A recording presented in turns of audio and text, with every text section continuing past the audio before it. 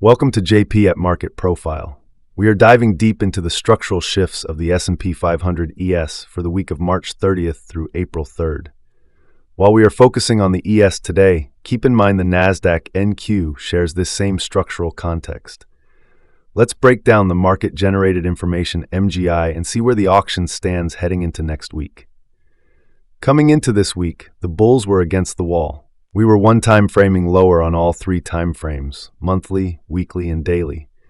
Value was migrating lower, and while the market was overextended, Monday showed no mercy, extending the move even further into the downside.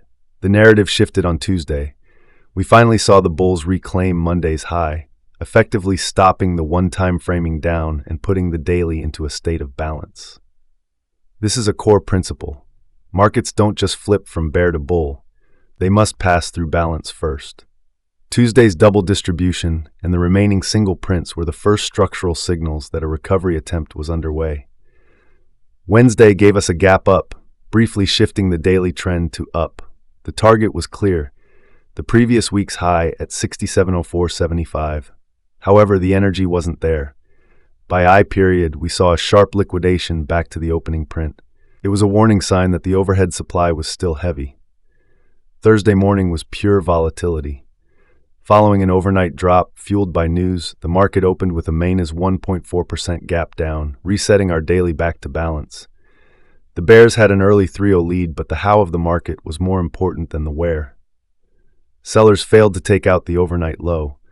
Instead, the market found precise support off Tuesday's halfback and single prints. By C period, the bulls had filled the gap, flipping the intraday score to a 6-1 lead. The afternoon turned into a heavy rotational environment.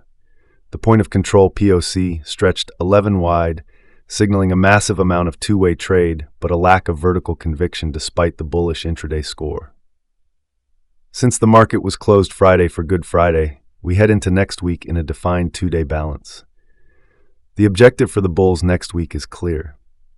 Attack the balance high to shift the daily back to up and challenge the weekly trend. For the bears, they must defend this ceiling and pull value lower to regain their macro grip. As always, let the market profile and the MGI lead your setups. Don't start with a bias. Let the data guide you. If you find value in this analysis, consider supporting my work on ko-fi.com/jpmarketprofile. It's the central hub for my latest research, specialized market profile tools, the chance to pick my brain or to book a private consultation. If you haven't already, please subscribe to the channel and hit the notification bell so you never miss a market recap. Follow me on X for live updates throughout the trading session. All the links are in the description below. Remember, context is everything. Be safe and trade well.